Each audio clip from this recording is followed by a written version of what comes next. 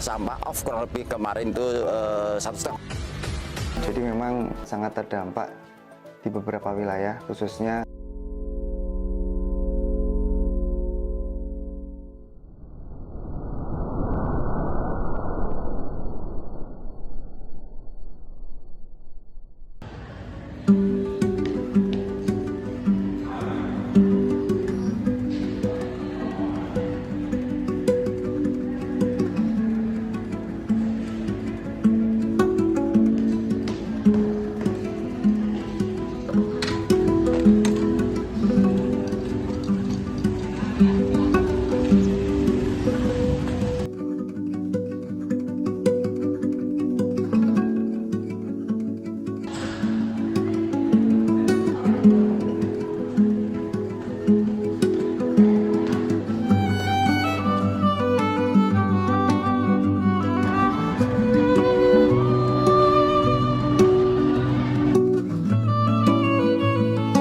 Kamu PJ kerasnya belum? Iya, Aku mau nanya soal tugas kelompok kemarin. tugas yang kemarin dibahas di kelas. Iya. Itu tuh tugas studi kasus tentang penyebab dan dampak kerusakan lingkungan. Nanti presentasi di kelas minggu depan. Nah itu presentasinya itu dalam bentuk apa? Boleh bentuk PPT, poster, sama infografis. Terus jangan lupa Hamin 1 dan hasil memori ya di drive. Nanti linknya menyusul dan aku sekalian mengingatkan anak-anak. Oh gitu. Yaudah, makasih ya Dani. Oke, Aku mau masuk. oke siap. Oke.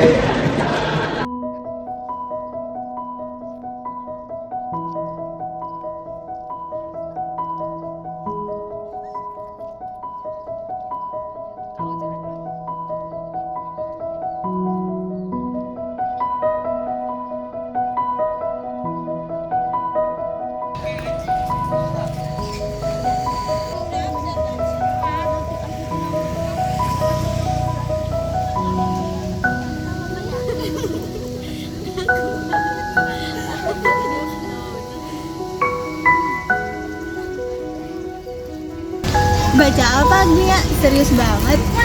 Baca grup Dani bilang tugas dari Bu Novi harus dikumpulin Hamin 1. Iya nih, kelompok kita kira-kira mau bahas apa ya? Kerusakan lingkungan ya. Kira-kira kelompok kamu udah tahu belum mau bahas apa, Amanda? Kelompok aku sih belum ada bahasan ya, tapi aku pengennya mau bahas tentang sampah. Kenapa mau bahas soal sampah? Nah, karena menurut aku ya sampah itu ada di sekitar kita kan, mulai dari kita membuang sampah setiap hari, terus dampak-dampak yang kita alami sekarang kan banyak yang berhubungan dengan sampah. Iya benar. Kayaknya kita juga perlu kerja kelompok deh besok. Mulai tuh nanti aku kabarin teman-teman yang lain di grup ya. Oke.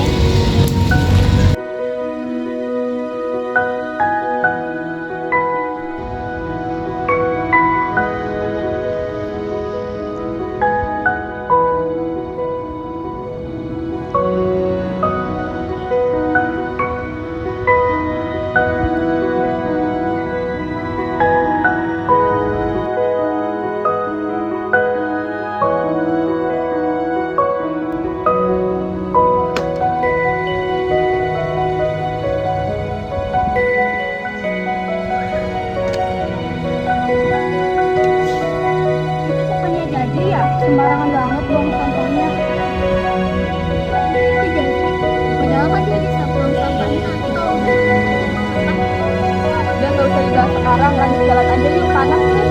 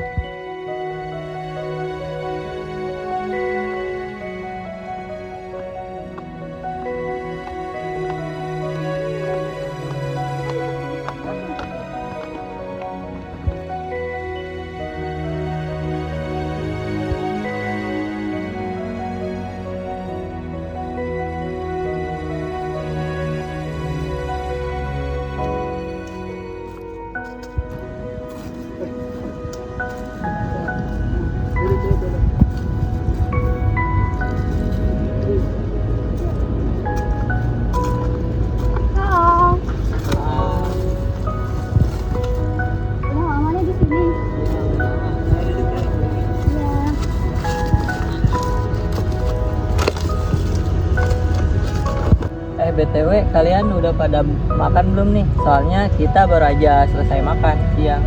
Kayaknya Adam belum kenyang tuh, masih ngemil. Teman-teman, aku tuh bukannya belum kenyang, tapi ini tuh namanya makanan penutup. Udah, gimana kalau kita diskusi kelompoknya abis Adam selesai makan aja? Gak apa-apa, kita langsung mulai aja, ini udah mau habis juga kok. Ayo mulai sekarang yuk. Ayo, boleh.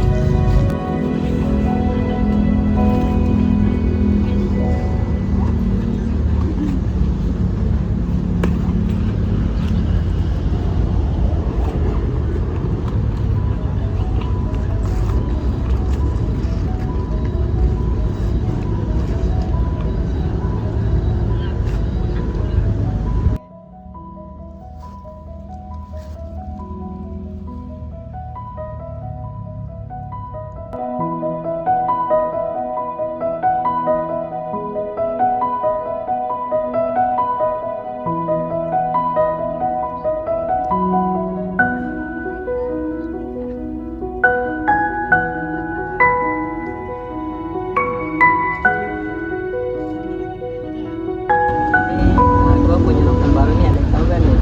Novel karangan Air Pen. Ini tuh dari situ kami bukan generasi bacot. Nah, di zaman sekarang ini kita kan dihadapkan kita itu bersama. Kadang ya teman-teman kita itu kan suka gimana ya, suka kayak nyebut kita atau komen kita itu yang bertentangan sama gitu ya. Jadi ibaratnya kayak begini gitu ya. Nah di sini buat kalian kalau yang mau baca buku ini boleh banget. Ini saran dari gue ya, karena di sini kita dapat mengambil motivasi, dijadikan motivasi dari omongan itu, karena biar kita tahu nih bahwa omongan orang itu Gue boleh pinjam dulu ya. Oke. Ini menarik banget loh.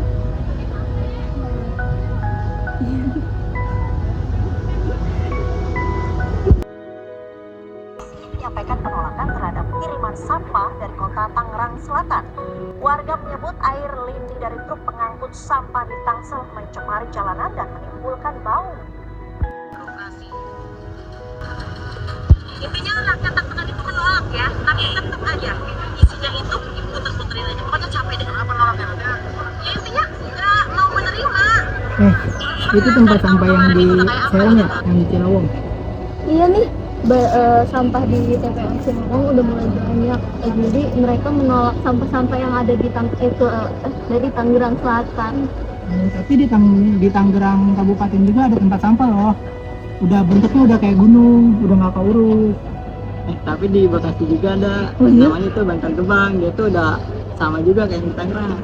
Oh iya, itu tuh udah sampai disebutnya kampung beracun, banyak sampah. Nah, iya itu bener tuh. Kalau pemasukan sampah yang di TPS Bantar Gebang itu seharinya bisa mencapai berapa banyak sih? Jadi teman-teman, total keseluruhan dominasi sampah yang ada di TPA Bantar Gebang tersendiri itu mencapai 55-60%. Itu didominasi oleh sampah organik. Sedangkan sampah plastik itu mencapai 15-20% total keseluruhan sampah yang ada di Bantar Gebang. Nah, tingginya sampah plastik juga itu menunjukkan pentingnya daur ulang dan pengelolaan sampah yang baik. Nah, langsung aja yuk kita bikin infografisnya. Iya.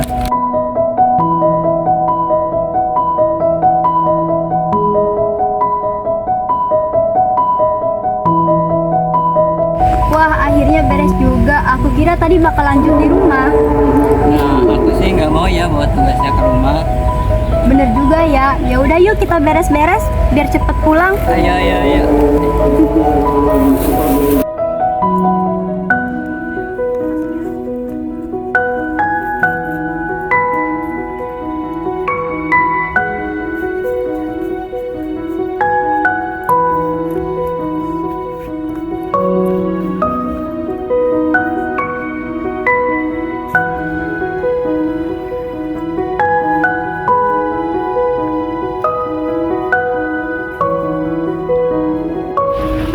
Kita pergi duluan ya.